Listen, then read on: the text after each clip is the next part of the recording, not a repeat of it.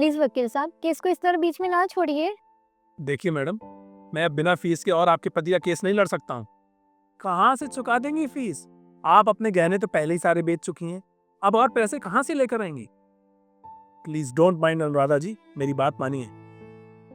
अब आप ये केस के बारे में तो सोचना छोड़ ही दीजिए। सारे सबूत भी आपके पति के खिलाफ है। अब उसे सजा से कोई नहीं बचा सकता। ये आप कैसी बात कर रहे हो वकील साहब? पहले जब मैं आपके पास आई थी आपने कहा था आप हर कीमत पे मेरे पति को जेल से छुड़वाने में मेरी मदद करेंगे। और पर जब आपको आज पता चल चुका मेरे पास आपकी फीस देने के पैसे नहीं है, हार मान लेने की सलाह दे रहे हैं, क्या यही आपकी ड्यूटी है? क्या यही इंसानियत है? देखिए, आप फालतू की बात तो मुझसे कीजिए मत। एक तो वैसे ही आप फीस नहीं दे रही हैं। जब आपके पास फीस देने के पैसे आ जाएं तो आप आ जाइएगा मेरे पास, और अगर नहीं है फीस देने के पैसे तो ऐसा वकील कर लीजिए जो बिना फीस के केस लड़ता हो। अनुराधा, तुम यहाँ? Sir, is everything okay? What's your name, son? Advocate Praveen. Praveen, listen, the thing is कि मैं इनके पति का केस काफी समय से बिना फीस लिए ही लड़ रहा हूँ, और आगे भी ये चाहती हैं कि मैं इनके पति का केस ऐसे ही बिना फीस लिए लड़ता रहूं। बताइए।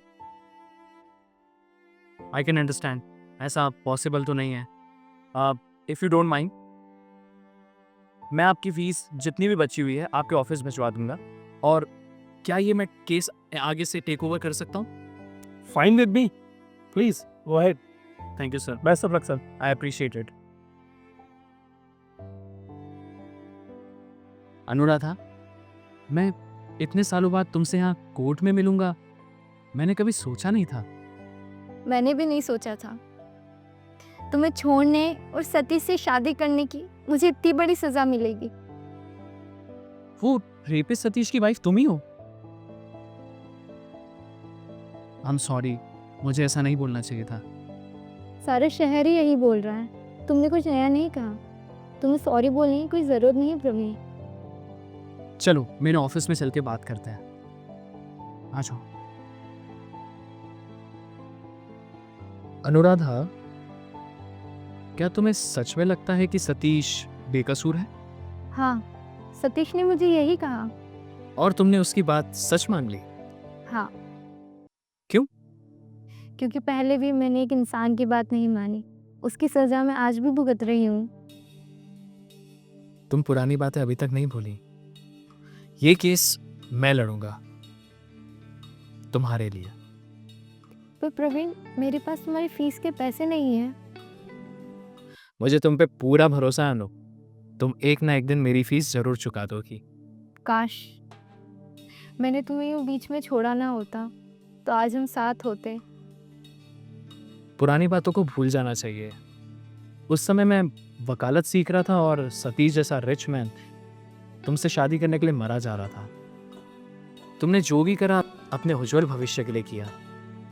Excuse me sir, sorry to disturb you, but आपको दिल्ली जाना था सर, आपकी फ्लाइट की टिकट भी हो चुकी है। एक काम करिए, मिस्टर शर्मा को भेज दीजिए, वो संभाल लेंगे। ओके, बट फिर आप?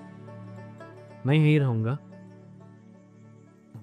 मुझे कुछ ज़रूरी काम है। ठीक है सर। कम इन। अरे अनुराधा, तुम? सतीश नहीं आया? नहीं। अच्छा, आओ आओ बैठो। मैं तुम्हारा शुक्रिया अदा करने आई हूँ प्रवीण। मुझे लगा कि तुम मेरी फीस मुझे देने आई हो। आप सही थे, मैं इस बार फिर गलत साबित हुई। ऐसे क्यों बोल रही हो? पहले मैंने तुम्हारी काबिलियत पे विश्वास नहीं किया और सतीश से शादी कर ली, और उसकी सजा मैं आज तक भुगत रही हूँ। फिर तुमने उसे बचाया क्यों? जितनी गलती सतीश की थी उतनी ही उस लड़की की भी। कोई बात नहीं, पुरानी बातें भुला देना ही सही है। पर इस संकट के समय में तुमने मेरा कितना साथ दिया है, उसे मैं कभी नहीं भूल सकती।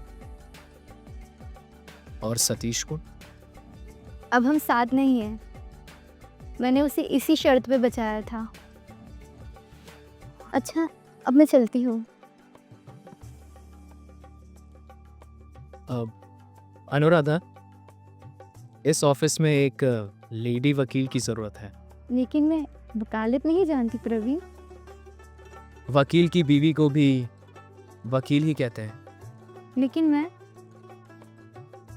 मुझे यकीन नहीं हो रहा ये खुशी का पल मेरी ज़िंदगी में दोबारा आएगा। क्या यही तुम्हारी फीस थी? क्या इसलिए तुमने आज तक शादी नहीं करी प्रवीण?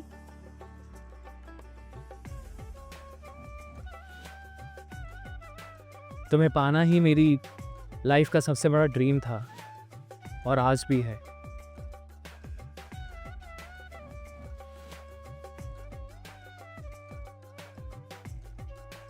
You are mine.